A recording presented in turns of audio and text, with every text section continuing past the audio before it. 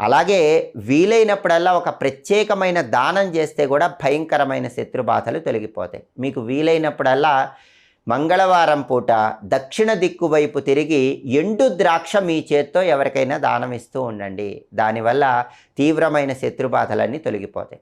అలాగే ప్రతి నెలలో కూడా అష్టమి తిథి ఎప్పుడొచ్చిందో చూసుకొని అష్టమి తిథి రోజు దుర్గాదేవికి కుంకుమతో పూజ చేయించుకొని ఖర్జూర పండ్లు నైవేద్యం పెట్టి అందరికీ పంచిపెట్టండి.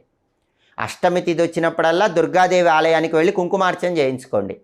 ఖర్జూర పళ్ళు నైవేద్యం పెట్టి అక్కడ ఆలయంలో భక్తులకు పంచిపెట్టండి. క్రమక్రమంగా భయంకరమైన శత్రుబాధలన్నీ తొలగిపోతాయి.